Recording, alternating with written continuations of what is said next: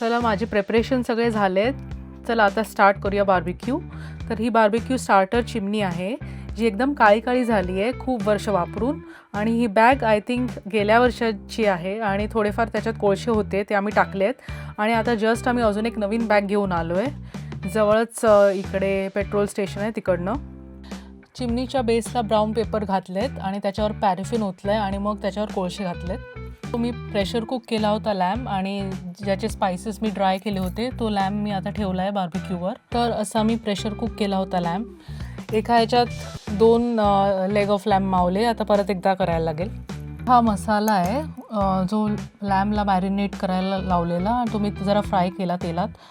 तर कोणाला एक्स्ट्रा हवा असेल तर घेऊ शकतात. आणि दही चटणी आहे जी नेहमी मटणाबरोबर खूप छान लागते. याच्यात पुदिना, कोथिंबीर, लसूण आणि दही आहे.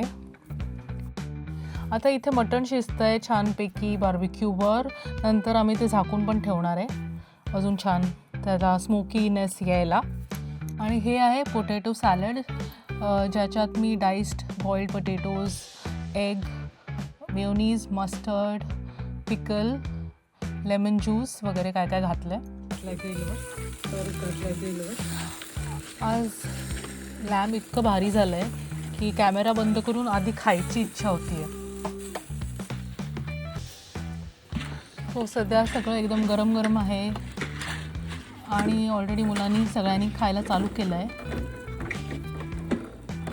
खूपच हेवी झालं आजचं जेवण. मस्त होतं, एकदम टेस्टी होतं. विंग्स पण खूप छान होते. सॉसेजेस तर आम्ही कॉस्कोमधनं घेऊन आलेलो आणि छान होते ते एकदम. लॅम्प तर एकदम नेक्स्ट लेवल होतं. समर स्मोक आणि ज्युसी लॅम्प त्यामुळे एकदम अंगावर आलं आहे जेवण.